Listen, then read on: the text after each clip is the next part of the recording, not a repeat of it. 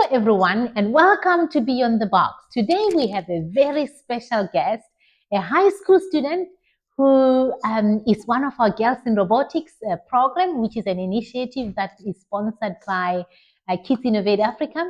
And she's going to be sharing with us how it's like to navigate school, friendships, and life. But we'll also get to see life through your lenses, Sarah. We are very honored to have you here today with us. Thank you. I'm grateful to be here. Yeah, sure. Firstly, why are you here? I'm here for an interview about my I wouldn't say mental disorder, but it is a mental disorder, ADHD, Mhm. and how I go about it, how I deal with it in my daily life. But why did you agree to come? I thought it would be fun to actually be able to explain how life is, with this thing, because people think that ADHD is this thing. Oh, you like it's so easily to get distracted. Sometimes it's not even about that. It's more about also it can also go in the mind. So there's two types, and there's a combination one. There's technically three. There's hyperactivity, and there's one that only goes on in the mind, where you're always thinking. So you're like always busy in your brain. That's right. Yeah. So what I'm picking up here, because I was supposed to ask you to define what ADHD is, but I know you've kind of touched on it a little bit. Because a lot of people, as you say, they don't actually fully understand what ADHD is. So they're gonna look at you like you're crazy. Yeah. That's how people like. I never like. Sometimes me, I think it's either me that's the problem because I tend to like when I'm the place where I don't know people, I'm gonna feel the worst. Especially if like I feel this very hostility energy, thinking I can only assume the worst, and from there, like it's like from my own thoughts, these things manifest themselves like bad things or whatever. So I view everything negatively and think negative things are happening to me. That's right. So if you come like in your Girls in Robotics camp, when you guys come here on a Saturday, maybe your first few lessons, I don't know if you went to the American corner in Cape Town, or if you went to Quebec or to South African Space Agency. So when you walk in the class, you're just assuming that people are going to judge you. People are going to be mean and not nice. Yeah, I thought because I saw like they were all so pretty. I'm like, oh my gosh, I'm gonna be surrounded by like girls that are like I'm like, what are you talking about? You're pretty, Sarah. I know. I like yeah, but it's like no, they're pretty. Like they're beautiful and they're diverse and they're so amazing and kind. From the way they talk, it's just nice to have other females around because in my school there's a lot of boys. So I don't really have much friends of my color or friends who are girls in general. And how does it feel not to have friends who are your color, but also friends who are girls like you? How does it feel? Sometimes it's like really. It's sometimes it feels like because of background history and like the diversity of ethnicities and cultures. My life experience could be different to theirs, but at the end of the day, it's still the same. What I might be going through, they might not go through because of the way their parents raised them, stigmatisms and stuff. Yeah. Basically, we're not gonna go through exactly the same experience. That's right. So coming to Girls in Robotics is kind of like a safe space where you feel like you can be yourself.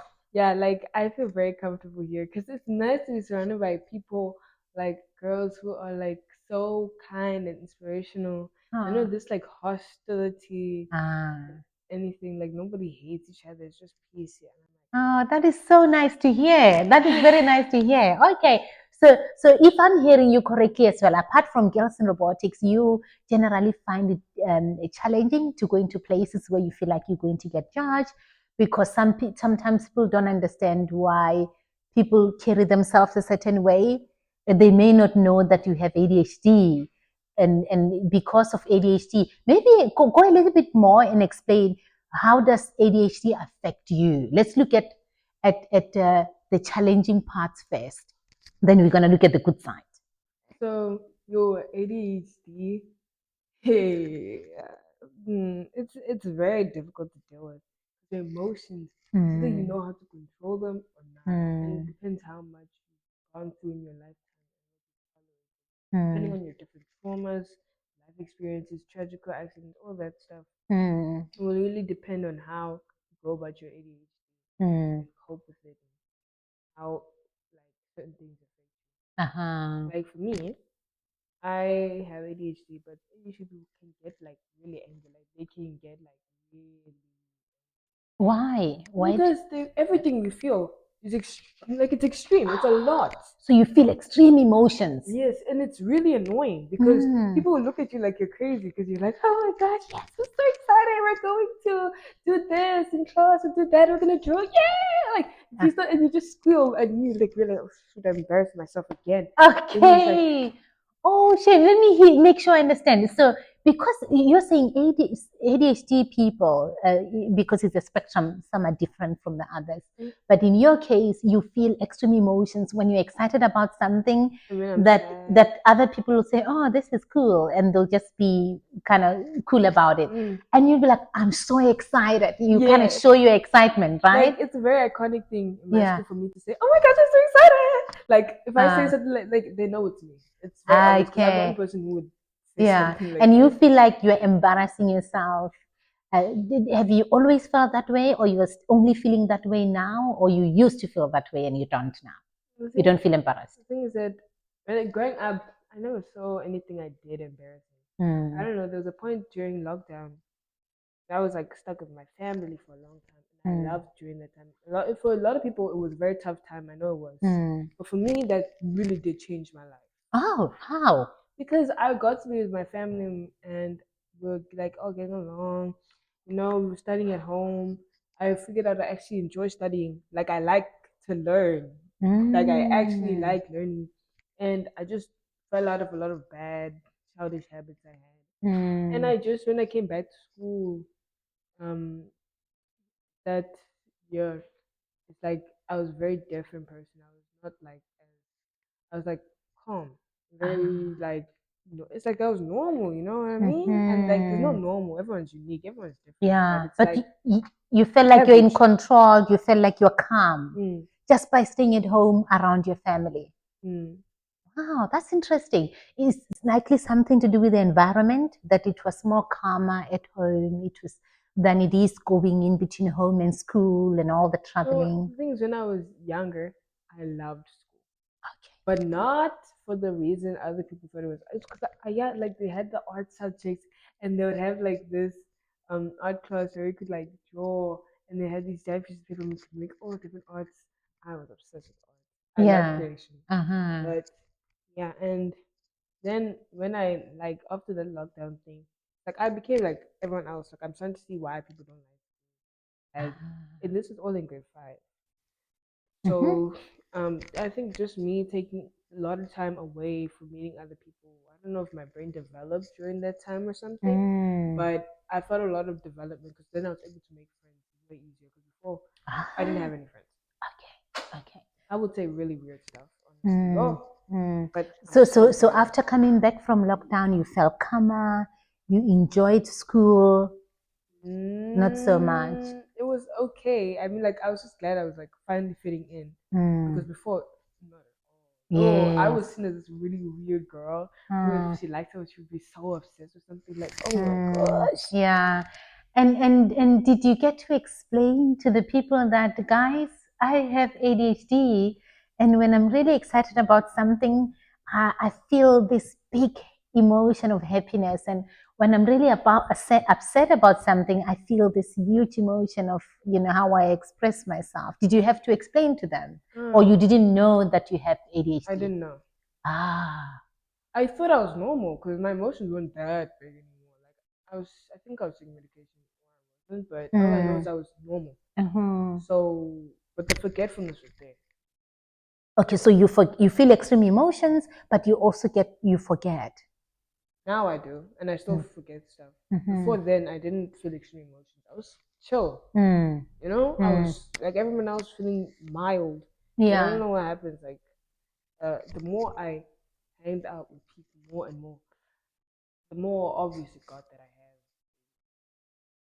have. The more you forgot, or the more I hanged out around people, the more that it became very more prone. Because remember, ADHD is is also based off anxiety. Mm-hmm. So it's a disorder where like you also are extremely like anxious, Mm-hmm. you know, Mm. and everyone has anxiety, Yes. but like for us, it's like a You feel it lot. more Yeah, so intensely. then it's like for me, it's like I Mm. put on this persona, Mm. like I don't like fake who I am, but who I am as a person. If you know me well, um, like I'm just a very bubbly person, but to other people who don't know me well, like they'll see me as this crazy girl who's really rude, has anger issues, does weird stuff, Mm. likes drama, all this stuff. I'm not like that though. Mm. Like, and It's I that's don't try because and explain people don't myself. know you. It's like people don't know you. And that's what we found, Sarah. Like with it, at Kids Innovate Africa, when I was telling you, Mm-hmm. we have students that have got ADHD, autism, they're dyslexic. But what we do, we get them to educate the other ones, the neurotypicals, to say this is ADHD and this is autism, right? So that they can get to understand what that is. Because when people understand, there is less judgment. Yeah, but the thing is, for me, I am a type of person. I like to talk. I love talking, but I also don't like to talk too much about myself. Ah. Like I like explaining myself. I love being in a comfortable space, knowing that like I'm not gonna be judged. But if I feel like I don't like with these boys in my school, like to explain myself constantly to them, knowing that the type of people they are, I'm not gonna do that. And to defend myself, even if I was like innocent in the situation, I won't try. I won't really care because I really don't have energy for that stuff. Yeah, they kind of like not gonna listen. Exactly. Yeah, So yeah. and they really view me as a crazy person anyway. So Which is not fair. But I hear your point that, and that's what we don't want. We don't want people to stigmatize autism or ADHD, right? We want them to get knowledge, because once they have knowledge, then they can kind of sympathize or understand.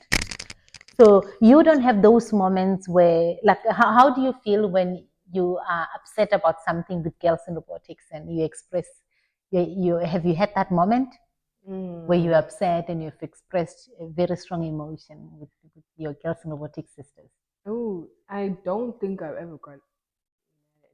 I'm very when I'm mad at someone, depending on the person. If they're like me personally, if I don't know a person and they put up this front, because normally all other women are gonna be like, "Oh my gosh, you're so shy," but if this guy, then I have to be confident because I don't want them to think, "Oh, I can toy with this girl or something," So I put up this front, but like When you're around boys, you put a confident outlook so they don't take advantage of you. And when you're around girls, you just yourself. Yeah. Is that what you're saying? Yes. I get you, 100%. Did mom teach you that, or you just figured that out yourself? I don't know. I think my mom taught me. She told us basically to be careful of boys. Yeah, it's a good advice. Then, for me, as I grew up, I went from hating them completely to just realizing that they're also people. Just avoid them. So I don't know. It's kind of like girls are like me. We do the same things, even though it's not exactly.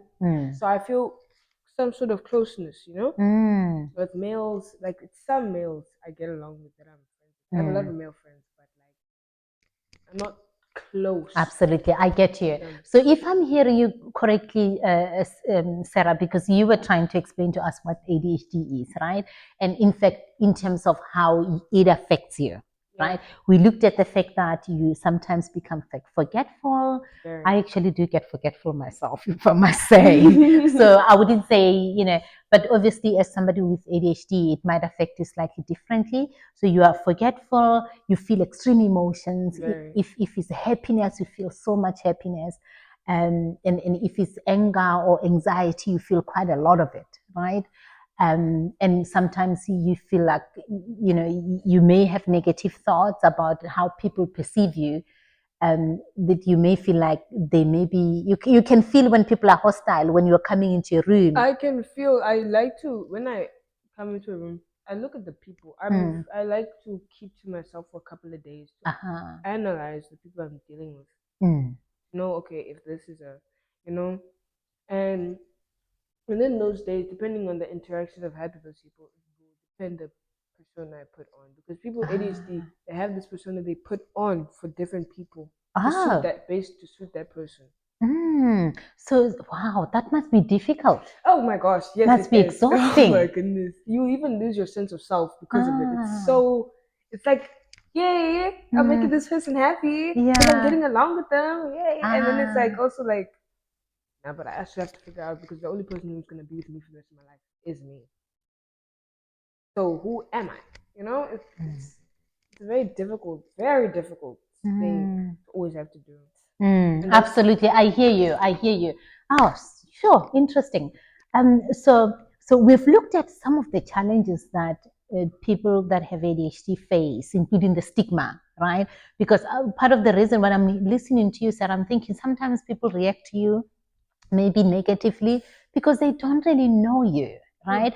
The moment they start to know you, and maybe you could take opportunity to educate them, especially around girls in robotics, because that can help them when they go outside. That can help the other girls to be kinder, to be supportive. Imagine in their school, they have a girl who has ADHD, and this girl is constantly trying to fit in, or she's alone. But knowing that, no, at Girls in Robotics, I've got Sarah explained to me what ADHD is, what challenges she faces, and what challenges likely other people with ADHD are facing. And they will know how to react. They're generally very nice, the girls. But if you educate them, just like at school, yes, you might have the boys or other people that still react negatively.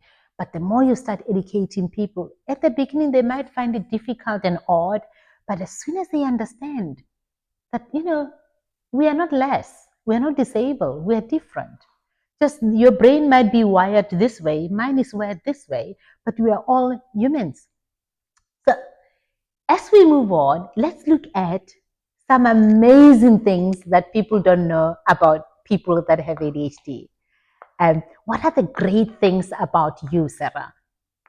What are the awesome things that people don't know You're gonna make about me narcissistic now. Oh my goodness. I'm gonna make you what? Narcissistic. Oh, why you say that? Because for me to do that, the thing with me now, I feel very confident, not confident about myself, but I feel very like I have a lot of good qualities. Yes, that's good. But I don't like to mention them. Yeah, because it sounds like, oh yeah, she's a show off. She thinks she's all that. No, yes, but there's a way you can share those qualities with others without coming across as a show off, because it's good to know what's good about you, because people might learn from you. I would like to mention also another struggle is communication. ADHD people struggle with communication. What do you mean? So basically, if I use a certain set of words, like in the previous year or this year, or just I pick up new lingo, like words from other people and other places, that as long as like that memory, if there's something that happened with that memory, that lingo I'm still gonna use, even though my lingo has advanced, like the dialect has advanced. That's interesting. Yeah, so like a lot of words I would used to use that I don't use anymore now come up if I remember something that has to do with that memory from that year or during that time span. So you can link information. Wow, but that's a strength. No, because then you say stuff because you come off too forward. People think that you're like, oh, you're rude, but you don't mean to be. Yeah, it's just you're gonna point out what's obvious that people like to keep. Yes, I'm so happy you're saying that, Sarah, because the reason you are here is because we have a program called Celebrating Neurodiversity. We're going to invite Mom so she can come next time with you. I think the next one is in September, the end of September. And so we celebrate those things. And one of the things that the coaches here at Kids Innovate Africa and I like is the fact that people on the spectrum, they're very honest. We like that because you speak your mind. But when people don't know, as you say, they can assume you're rude. And lying. People will assume you're lying too. Oh my gosh, I can't get anything right. Yeah. The way I communicate things is so bad. But no, so what you need to do, Sarah, is you need to explain to people. maybe do some research. Maybe that's what we should do next time in the Girls in Robotics. To give you 5-10 minutes, have your Canva slide to explain neurodiversity. Well, I think I already have one. I can. Yeah, maybe you can hold on to that now, but when we have Girls in Robotics, you can present it to them. So what's going to happen, I'm hoping we will engage the girls so they know what ADHD is about, so that when they go to schools and they see somebody who's similar to you, they can be kind and nice to them. And they can spread the word. Because you won't know someone has ADHD until. But unless you see certain behaviors. Because at first, you're very good at camouflaging. You don't. You mask it. Yeah, you be some people with ADHD. You won't know they have ADHD unless they tell you. But you didn't tell me, and I could see. You know, when you're like, okay, she's fidgeting. Can we find something to give you? When you come here, we give you something. We've been giving you something to fidget with. Did you wonder why we're giving you something to fidget with? No, I felt like you guys already picked up on that. Oh, you thought we did? Yeah. So there are ways for people to kind of see, oh, she's different. But we shouldn't make her difference the enemy or something negative. It's not a bad thing to have ADHD. It's actually a very good strength. Because anything you want to do, you can do it to the best of your abilities. Everything, anything. I like studying. And I like, people, when I say that, they look at me like this. When you say you like studying? Yeah, because it's coming from me. And also, like they just look at me like, you're weird and stuff. But it's not like studying like, oh, the stuff you have to. I hate when people force me to do something. What? I'm not interested in. Astronomy, obsessed. Absolutely obsessed. You don't need to ask. I will do it for free because I love it. And I love botany and I love, oh my gosh, human biology and human anatomy. So you enjoyed this weekend's visit at South African Radio Astronomy? Oh my gosh, yes! I really wish that we got to learn about more about the planets, but there's also for me, it was also like, if we got to learn about it, I already know everything there is to know. So it wouldn't matter. Okay, what would make a difference in future? Like, what kind of thing would you like to learn about in astronomy? So to learn about the antimatter around different planets, like the different atmospheric and the protons and the chemical bios used in them, like to make their atmospheres and the atmospheres layers of different planets, because there's so many planets that have been discovered that are very similar that could inhabit human life, like Titan and Mars. Yeah, because they found water there, and I was so excited. And I was like, I'm almost tempted to show one of the projects that our students are doing about Mars, and they're going to the WRO Nationals this Saturday. They're flying to Joburg. It's like this grade 3. Oh, wait, I've been to Joburg, and I noticed they went to the same old school I went to growing up. Yeah, so they found that the ice on the surface of Mars, right, on the north and southern pole of Mars, there's ice, right? And ice means there's water there. Yeah, so they're trying to figure out how to drill using NASA Perseverance rover to drill that ice and melt it into liquid form, into water. I feel like it shouldn't be too hot, but Mars. I see now. The thing is, I felt like it would have melted because the surface of Mars is pretty red. No, but Mars is very cold, Sarah. It's an average minus 65 degrees. I think it's behind Venus, or no, Venus is before Earth. So that means it's next. That means Mars is next to Earth. Yes, it is next to Earth and closer to the moon as well, right, Tandile? Yeah. So that's why it's colder, because Earth is in the Goldilocks zone, basically where the sun is the perfect amount for human life. And the Earth is the only planet like that. Yeah, so Mars makes sense why you mentioned it's cold, because I was like thinking, isn't it close to the sun? But I'm like, wait, no. Just because it's red doesn't mean heat. And apparently it's got a lot of carbon dioxide. Ooh. And the atmosphere there is very thin. So that means like they could be a transfer not human, but alien inhabitants, like UFOs, not like UFOs. Why you say that? Because if what you need to support life, you need water. You need I think like oxygen to breathe, and then you need like I think food. Let's not digress. Come back to the topic now. Right. So tell us, how does your ADHD help you? So basically, it makes like doing a task I want to do, I find interesting, really easy. If I like what I'm doing, I'm gonna do it really well. In what way? Like, for my NS last term, I didn't need to study. I wasn't even paying attention to classes because I already study NS in my spare time. I enjoyed doing that. Research. You do a lot of research. And I learned a lot about like all the stuff. So when the test came, I already knew a lot of the answers. Wow. It's based off common knowledge I have. Common knowledge that you've built in your brain. What are your favorite subjects? Oh, okay. So I love psychology. Obsessed. Psychology. And I love art literature. And then I also like botany. I love astronomy, as I've said before. Obsessed. I love learning about biology. I also like physics. I've been getting into that a little bit. Also, I think what's it called? I think I also like history. I used to be so obsessed, but that's American history and Greek mythology. I'm good at mythology. And just anything that has to do with like just other than the basic core subjects. But math, sometimes I like math. Okay, but what do you like about psychology? I'm curious. Oh, it helps me learn how to work my own mind. What do you mean? So the more I learn about psychology, the more I understand my own brain because the human brain can't even understand itself. But just to give me a better glimpse of what could be going on in my head and how to navigate my way